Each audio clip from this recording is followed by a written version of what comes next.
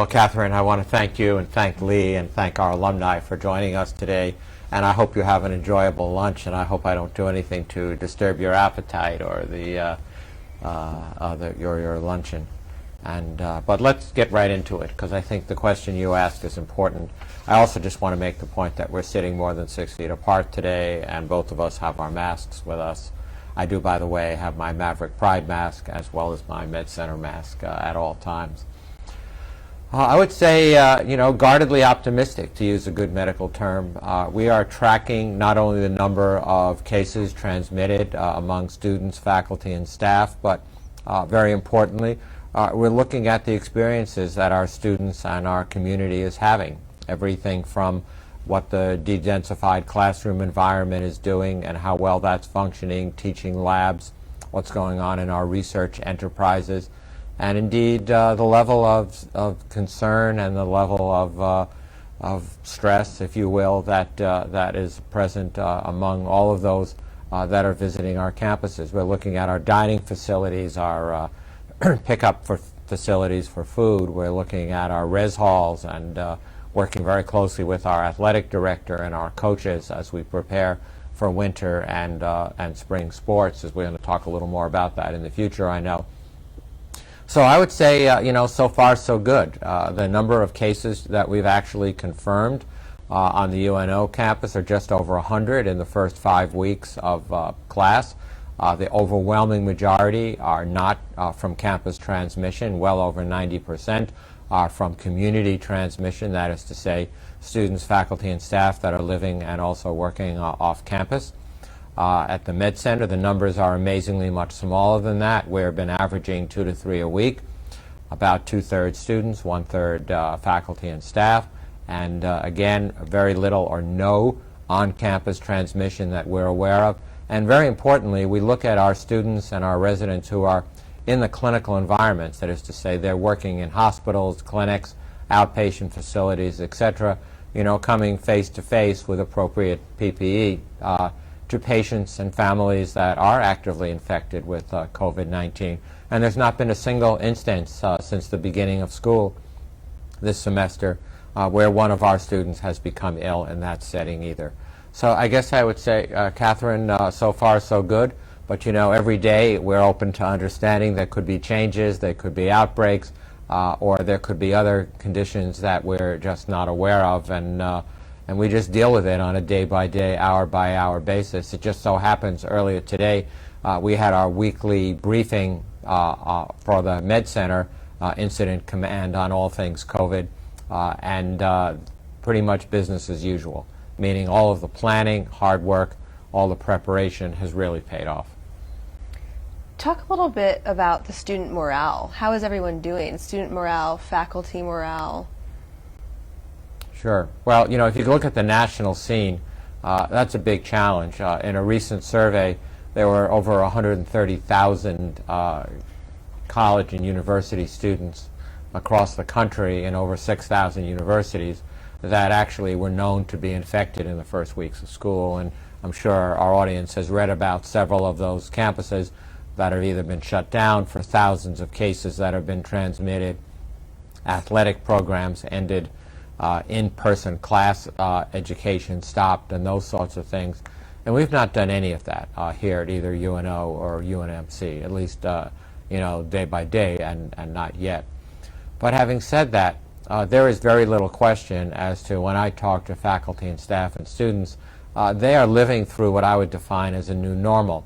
Now, we had quite a bit of an experience last spring when we went to completely remote education, and a large percentage of our faculty and staff worked from home, all for good reasons, and we had limited campus access.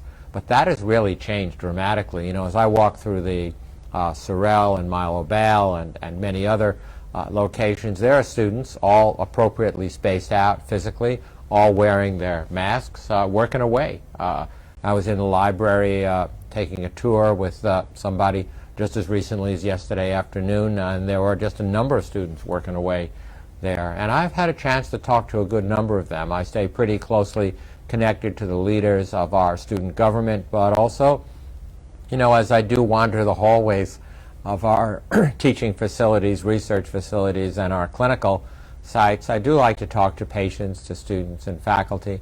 And my take on it is they are pleased to be back on campus. They're pleased that their educational journey has not been disturbed. And of course, they are concerned about the future.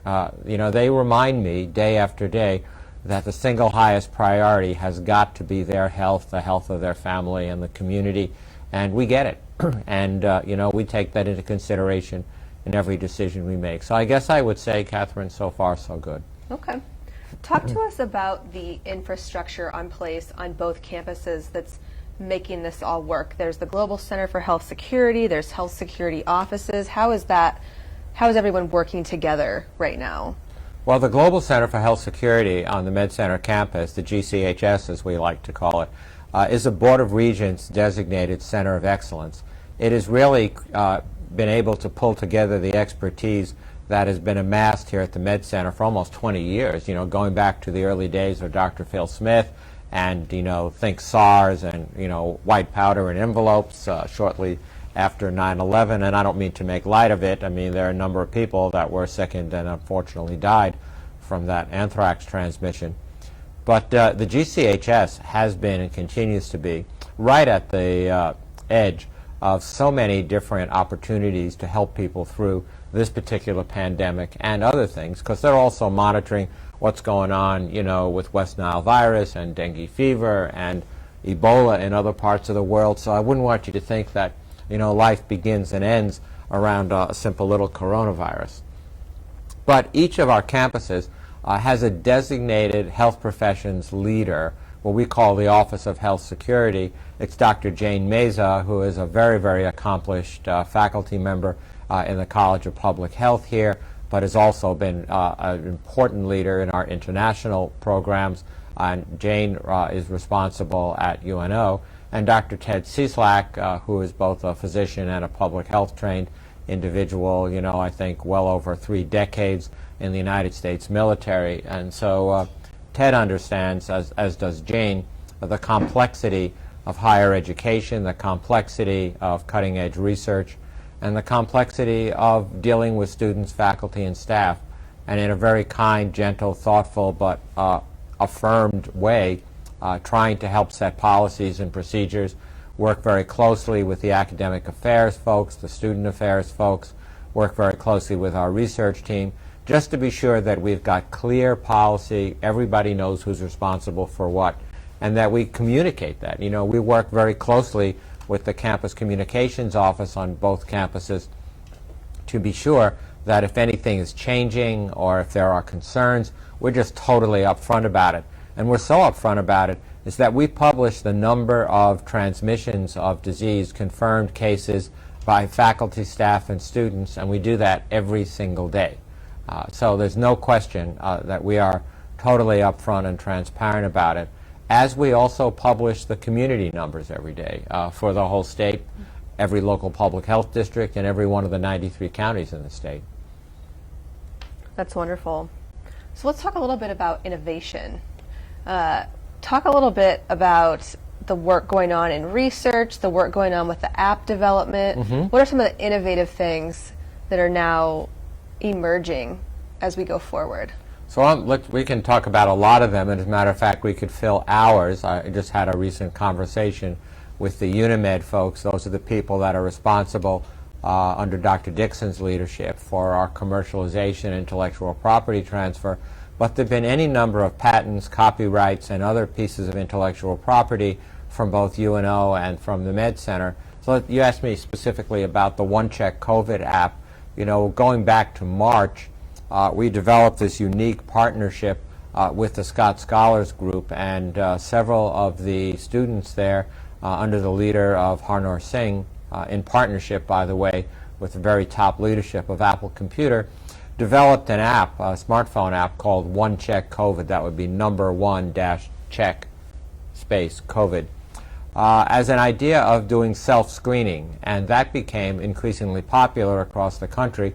I think it still has a 4.7 in the App Store, which is, not bad for a student-derived app with all of the phenomenal input from the leadership team at Apple Computer. As a matter of fact, I understand that students got to demonstrate their app work in Cupertino. They were so pleased, and we were actually profiled at the Apple Worldwide Developers Conference, which, pretty cool to have our students and their hard work profiled in the WWDC. They've made it, let's put it like that. But that has now been transferred into campus-specific apps. So there's a one-check UNO, there's a one-check UNMC, there's a one-check Nebraska Medicine, and there's a one-check for many of the businesses in our community and many of the nonprofits as well, which is being used to screen employees and others. I don't have my smartphone with me. I try not to have it when I do these broadcasts, because otherwise it's buzzing and ringing and making everybody nuts. But it takes about 10 seconds to answer the questions on the app. It deals about, are you having any symptoms? Have you been exposed to COVID recently within 30 days? And have you been tested? And if the answer is no, no, and no, 10 seconds later, you hit done. And it produces a nice little green check mark on a dated, branded screen that you can carry with you. Now, right now, we have not been checking that. We've not been checking the one check, as it were. But pretty soon, given the transmission rates in our local community here, I predict we're going to start to be checking that at entry to parking structures, buildings, classrooms, research labs, the hospitals, etc., just to be sure that people are in the database, because that's really what it's about. But it's good confirmation. It contains all of the CDC recommendations. It does do risk profiling and things of that nature, and can be used to, of course, recommend testing and other more detailed screening. On the Med Center side, we could spend hours talking about all the pandemic guidebooks that have been developed, all of the screening devices. I'm talking about physical screening for patient care that's been developed. We could talk a lot about the remdesivir trials, and we're now in phase 3, or what they call Act 3, soon to be phase 4. When that finishes, phase 1 and 2 are completed. We've got signed contracts with several of the larger vaccine manufacturers through the consortium created by the National Institutes of Health and NIAID under Dr. Fauci's leadership. And so we are really at the cutting edge of research there as well. As you probably have seen, there's been a good deal of work from Dr. Lowe and Dr. Santarpia on viral transmission and surfaces through air, etc., just reinforcing the need for facial protection as well. So a lot of innovation, and frankly, a healthy amount of research funding that goes with it, in the tens of millions of dollars. We just received, just as recently as a week or so ago, excuse me, about $9.5 million of CDC funding for education and training. Okay. So let's talk about the vaccine and the possibility. What would you tell people they can reasonably expect a widespread vaccine available? So last time I checked, between clinical trials and laboratory research, there were about 175 different vaccines being developed worldwide. Between phase 1 and phase 2, which are limited safety trials, there are currently approximately 50 being tested worldwide. Of that, there are approximately 9 that are in phase 3, which is high volume efficacy trials. And the media is full of the various brands, whether it's Pfizer or Moderna or AstraZeneca or others that are in various stages. And they're going to enroll between 30 and 60,000 patients. Half of them are going to get a vaccine. The other half are not going to get the vaccine. And they're going to look for, of course, side effects. And we've all read about the AstraZeneca reason that the trial was temporarily halted. It's been restarted in Europe, to the best of my knowledge. It's not yet been restarted in the United States, but time will tell. But at the end of the day, a determination, and a scientific determination, will be made and evaluated by our federal government, by the Food and Drug Administration, and a determination will be made about something called an EUA, which stands for Emergency Use Authorization. So what it's going to come down to, really, is when the blinded studies are finished, meaning the companies and the test centers like ours have no clue who gets placebo and who actually gets the vaccine, they're going to look at rates of infection of COVID-19 and those that do get infected, relative severity of the infection, and make a determination. So, unfortunately, there's been a lot of jargon that's been tossed around about when the, quote, the vaccine will be available. So the CDC did send messaging to all of the states to say, get ready, folks. Some of these vaccines are going to have to be refrigerated at -80. Some of them will not. Some of them, excuse me, are going to need 2 doses 3 weeks apart. Some of them are not. The most recent add to the mix is not. Some of them are virus-transmitted vaccines, the so-called adenovirus transfection scheme, and that's very typical of the Moderna and the AstraZeneca and the Pfizer products. Others are chemical and protein complex vaccines. There are some attenuated virus vaccines. And so, the best answer to the question is, do I think these clinical trials might be completed late fall, early spring? I think there's a reasonable chance of that. Do I think we'll have hundreds of millions of doses of vaccine shipped and in the arm of a critical mass of American citizens? That's going to take months. For a lot of reasons, not the least of which, there was a recent Pew Institute poll that said approximately 20-some-odd% of people said they're not going to get vaccinated no matter what. And another 20 to 30% of people said, I'll think about it, but I'm not going to be in the first group. I'm going to wait for a couple other million of my fellow citizens to roll up their sleeves before I'm the first one. So I do get asked, though, and I think this is reasonable because there are likely going to be many vaccines, or more than one, that are going to be available. And the question is going to come up not just about availability, but, for you and I, and for your family and my family, you're going to get asked the question, okay, which one? And that's where the science comes in. And I got to underscore that really carefully, that as these companies come forward with the outcomes of their clinical trials, side effects, age-related efficacies, whether or not the presence of heart disease or cancer increases or decreases the effect of the vaccine, all of that information has to be shared so that it's as simple as you're calling up your pediatrician for your kids, for instance, and say, okay, what do you think is the best vaccine for my kids? Should I do it now? Should I not do it now? Which have been worked through in children, which have not? And it's the science that's going to guide the answer to that question. And if the answer is I don't know, the answer is I'm going to wait a little bit. Mm-hmm. Yeah. So we got a lot of Maverick hockey fans out there. Let's talk about UNO athletics. Sure. What do you anticipate going into the fall, the rest of the fall and the winter for sports at UNO for our Mavs? Sure. Well, we're working very closely with the NCHC, the National Collegiate Hockey Conference, and just to be sure the audience understands, hockey is a winter sport, right? And so the Presidents and Chancellor's Council of the NCHC, which I am really pleased to participate in, has decided to delay the start of the hockey season till late November, but every single plan is being made to play hockey this season and to frankly play a full series of both in-conference and non-conference games, and then to have a Frozen Four championship. Now, there are a lot of things that can happen between now and then that would make that impossible, but right now the coaches, the trainers, the athletic directors, and Trev Alberts has had a phenomenal leadership role in that area. I also should, just let the audience know that I had an opportunity last week to join Trev Alberts and several others and take a hard hat tour of the new baseball softball facility that's going up on Chili Greens. And let me tell you, wow, is that awesome. The views, the expanse, until you're actually standing in where the dugout is, looking out over the field, it is amazing to get a feeling of how big and how beautiful that's going to be. And we're going to be ready for spring season. So, hopefully the Summit League Championships will be played there this year.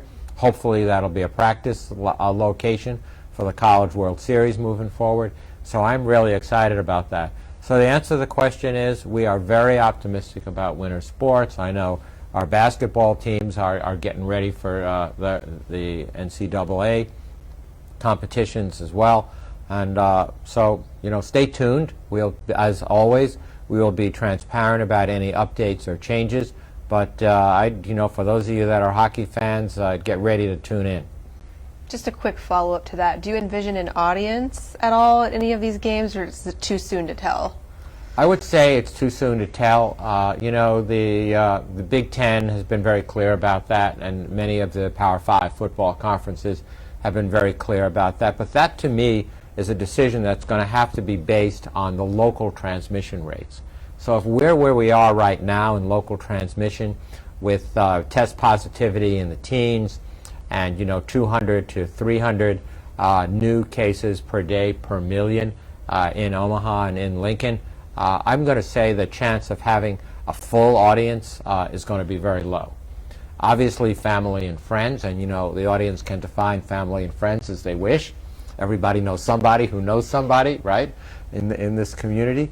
But we'll do everything we can to have some audience. I think if there are games played in Baxter, as I hope and anticipate that they will be, I think Baxter is very well set up because of multiple entrances and exit points, and we can do a lot of things to try to make Baxter safe. So again, stay tuned. Yeah, we'll keep our fingers crossed about that. So this is the last pandemic-related question, because I do want to get to a couple other things. Sure. But there's been a lot of coverage about rapid response testing. Mm-hmm. So how that works, can you talk about how widespread that might be, how effective it is, and do you anticipate that being more widespread as we enter the winter months? Sure. So I'm certainly not the subject content expert on this, but I'll tell you what I've learned from others, from reading, etc. The standard test is this nasopharyngeal swab, so-called PCR test, which measures fragments of genetic material from the SARS-CoV virus. It is the highest specificity and the highest sensitivity test. It is the diagnostic medical test. End discussion today.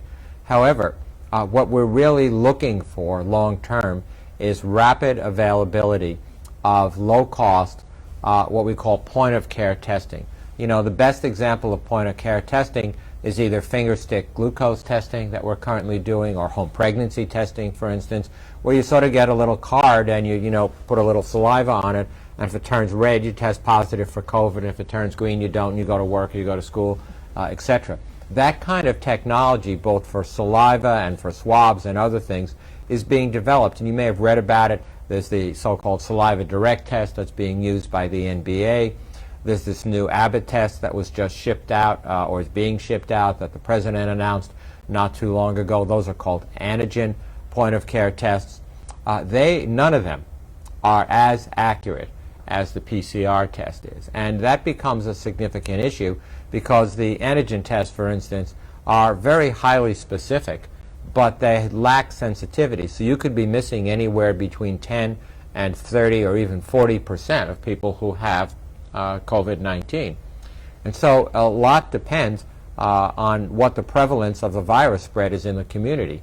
If the virus spread in the community is very high, that'll be a reasonable yield. If the virus spread and transmission in the community is very low, as it is in other communities, you're going to be diagnosing an awful lot of people the wrong way, and then get them alarmed, and then they'll end up showing up in their doctor's offices and clinics and hospitals. And so anyhow, the long and the short of it is the point-of-care tests are now being really rolled out as high-volume screening tests. So they're good for college athletics. They're good for large social events and things of that nature where people have no symptoms, feel well, and you're really trying to get a high-volume, rapid-throughput screening. Very different for people who are exposed to COVID or people who have symptoms of COVID, where you really want the standard test, which is the nasal PCR. What about healthcare workers or first responders? Where would you put them in that? I would say they're somewhere in the middle of that. I mean, I think to have a readily available home test would be a tremendous benefit to them. But at the end of the day, they want accuracy, and those are, so I would say those that are caring or exposed to COVID patients, they need PCR testing because you can't be wrong in that determination. Those that have nothing to do with that, perhaps a home, rapid turnaround point-of-care test would be very appropriate. Okay, let's switch gears a little bit and talk about fall enrollment on both campuses. There was good news out of UNO and UNMC about enrollment in spite of kind of this sense of, oh, people may not come. So talk a Yeah, little there bit was a about lot of the gloom and enrollment.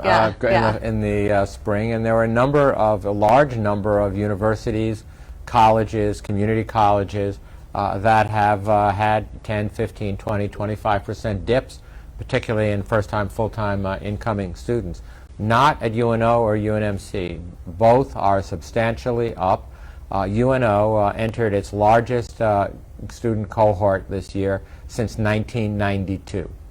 The largest first-time, full-time group of students in the last decade. The largest, by far, group of graduate students in several decades.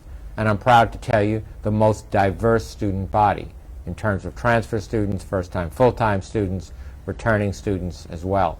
So I would say we just scored in every possible category and continue to work very hard on that. And the Career Currency program has had a lot to do with it, with creating opportunities for learners from some of our large local corporations as well. I'm particularly proud, for instance, of our Healthcare Scholars program, which was a scholarship made available that sits on top of every other scholarship the students have for children of healthcare professionals, children of our alums in many instances, who wanted to go to UNO and just had a little extra pocket money that they needed either for use in their living costs or their food costs or their travel costs, just to make life a little more pleasant for them. And we had hundreds of students and families that took advantage of that. Overall, 4.9% up in total enrollment at UNO. At UNMC, almost exactly the same number, just under 5% up. Record enrollment. This is the 20th year of year-over-year enrollment increases. We nearly doubled the number of students in our Masters of Public Health program. I guess pandemics bring out MPH students. Big increases in nursing, big increases in the allied health professions, etc. And medicine and dentistry and pharmacy all met their enrollment needs, which just underscores the commitment that people have. And as we started off the conversation, the single message that I heard from students and families as they were making the decision whether to come back to school or not is, am I going to be safe? And I keep telling them, which is the absolute truth, the North Star is the safety and wellness of our faculty, students, and staff. Every decision derives from that. And I think that had a lot to do with translating into enrollment opportunity. Okay, so to wrap us up today, our last question I wanted to ask you, we talked last week and you indicated that there'd been a milestone event in your family that unfortunately you had to miss, and so that's hard. So maybe lots of people are obviously experiencing that. So can you maybe just give some words of advice, encouragement, some glasses half full type advice to the audience today with everything going on in the world? Sure, and I think what you're referring to is my twin grandchildren were 4 years old. That was the one and, that I... yeah, no, I get it. And, we have two grandchildren. We live in different cities, and nothing would have pleased me more than to be with them on their birthday and help them rip off the wrapping paper. They're at an age now where they care less about the wrapping paper than what's in it. A few years ago, it was very different. The wrapping paper was far more attractive, and the boxes were really great. But, seriously, in answer to your question, Catherine, these are hard decisions. But at the end of the day, what my family cares about is the health of these two young people. And we would never want to do anything to risk their health. I believe through the availability of vaccines, through all of these non-pharmacologic interventions, and particularly through the research that's going on in the academic medical centers of our nation, that we are getting our head wrapped around this, and we are getting towards the end of this.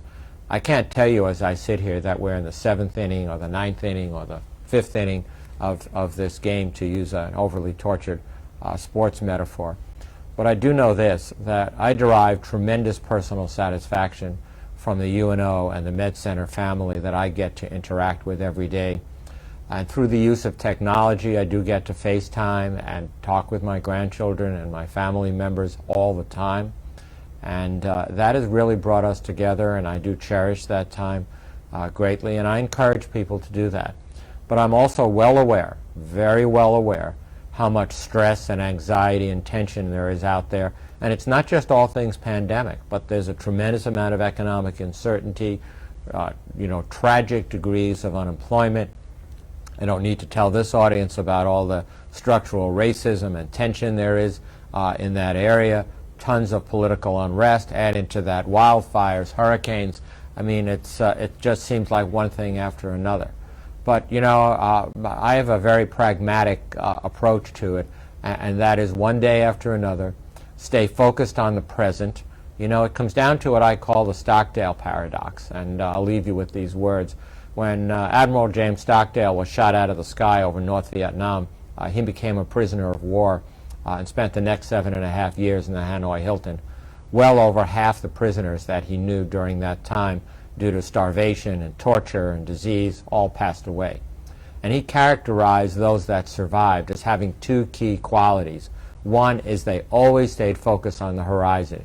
They were, in their case, they were absolutely convinced that someday they were going to get back to their home, to their family, to their loved ones, and live the life that they really wanted to live. But the second critical thing was they stayed pragmatically focused on the brutal reality of day-to-day life. They knew how hard it was, and they did everything they could to deal with the reality of day-to-day life, but always kept that vision on the future. So that's my rule. I stay focused on the future, which I'm so optimistic and pleased about. Celebrate the day-to-day achievements that we have, but stay very, very, very focused on the brutal reality of what we're dealing with. That's I great. hope that helps. That's great advice. Thank you. And thanks to our audience for joining us today. This session was recorded and will be available to see live on our YouTube channels later. If you're interested in doing something right now to be helpful, particularly to the students, you can give a donation to the Maverick Food Pantry. There's been some additional need during the pandemic at the Maverick Food Pantry, and you can very easily make a donation online to that. With that said, that concludes our session today. I do have one more comment, if I may. Oh, yes, go ahead. That's pretty simple. Mask up, Nebraska, and get your flu shot. Thanks for joining us.